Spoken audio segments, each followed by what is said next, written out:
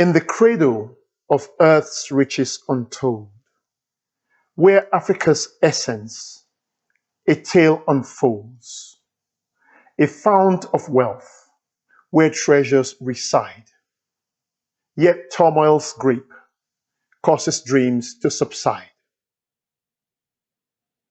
For in its heart, a delicate dance, where politics, society, and fate entrance, an unstable embrace, both bitter and true.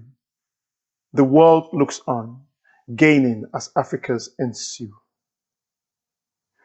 Through broken strands, neocolonialism weaves, wreaking violence, death, and dystopian leaves. While nations thrive on Africa's plight, her spirit diminished, her dreams take flight. But let us ponder in poetic rhyme.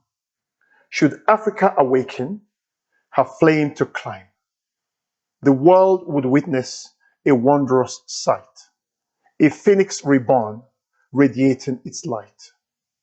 For in unity, a continent's strength can mend the fractures and go to great lengths to reclaim her riches, her destiny bright, Africa's spirit, aflame in its rightful flight.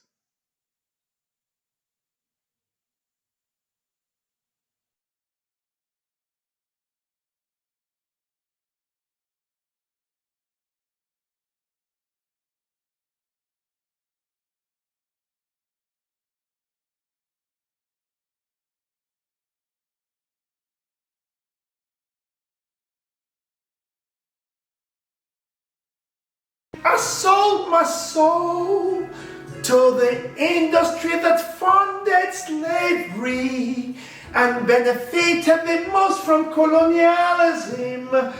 The factors that are of importance to me today. Hey, so give me some, give me some, give me some, give me some, give me some, give me some, give me some, give me some, give me some, give me some, give me some, give me some, give me some. Give me some hope that there is a way to stop this awful greed, the greed that brings the world to its knees within every 3 to 5 year cycles. There is the boom and bust, there is the overcharging, there is the bondage of bonds, which is down the road from what I do. But I tell you, it's very dirty and messy. But we continue to justify our individual needs for a living. However I look at it, I remember all the losses, both to me and to others I don't know, and the misery that has been caused to humanity, both in the selling of human beings for the purpose of making profit and developing the Western economies. Give me some, give me some, give me some, give me some, give me some, give me some, give me some, give me some, give me some, give me some, give me some. Give me some, give me some, give me some, Mikey. So it's still dark when I leave the house. I lost my taxi following the credit crunch. I lost my chauffeur-driven limo following the dot-com bust. And I lost my job following 9/11, New York, New York, New York, New York. Concrete jungles where dreams are made of. There's nothing you can do in New York. 9/11 took my job away, and the aftershocks brought the world's economy to its knees. But nobody looks or cares about the impact to the so-called third world, whose choice was not in the matter, but every time Europe and America have a sneeze, those countries catch a cold that never goes away and leads to disaffection and also destabilization. So if the economy doesn't cause the people ill, it is the regime change schemes of the West that we are told these places are independent, but they are still very much dependent. They are dependent upon the Western financial systems. Nigeria's foreign reserve is held in a New York bank. Ghana's foreign reserve is held in a British bank.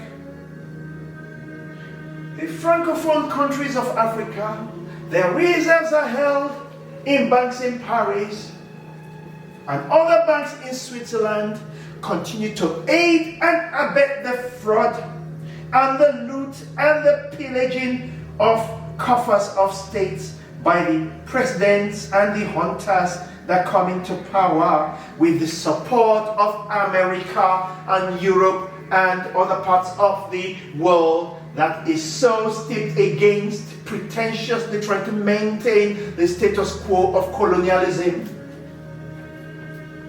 But the impact to me, Nigeria was previously a rich country, wealthy from its oil production, but soon after the oil glut, strange things began to happen. Nigeria took an IMF loan, and the IMF told it to cancel all social and poverty alleviation programs. And the country went ahead to do that as prerequisites for all these loans, bringing about intense hardship and suffering that also brought the people back to Europe in boats. And they came to the shores of Dover, but they were all scooped up into crates. And then they were shipped back to Rwanda, there to make the journey back to Europe by walking across the Sahara. I continue to paint in my essential commodities, and these are the goods. Oh shit, it's fucking... I took a job in the city of London to work in the banking industry, not knowing.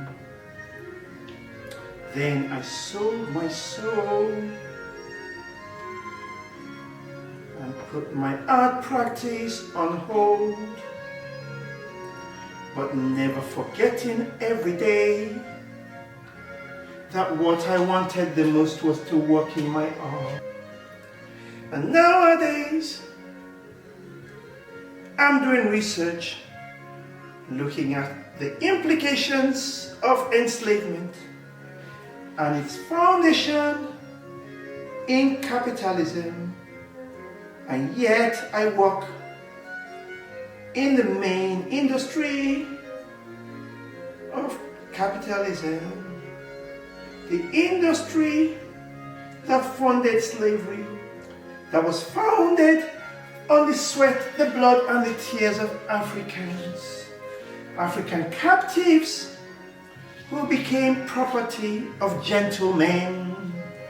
And yet we know a gentleman has to observe good manners only for those of his class, and those below are only for the using.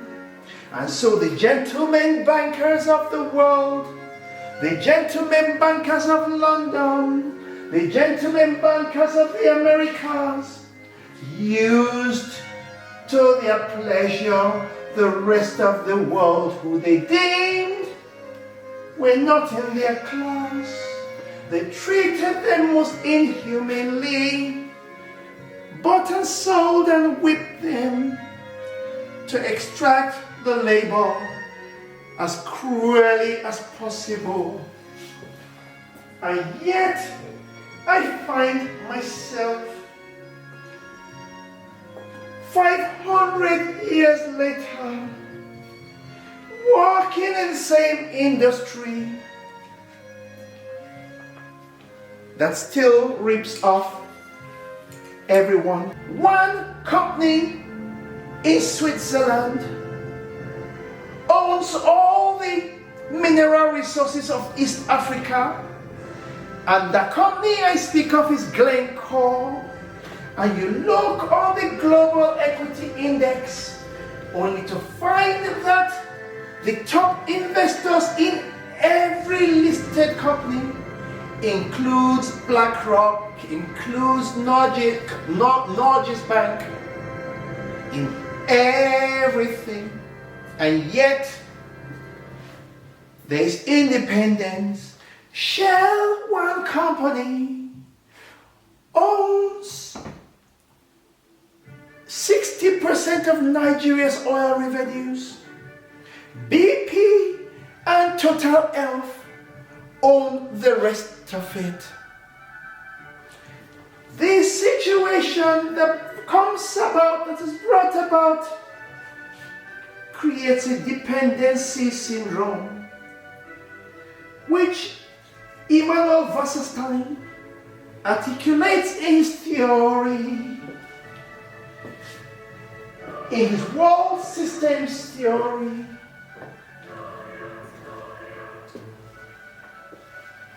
It's a dire situation, and I look forward to the day that African economies can break this quagmire and sell their resources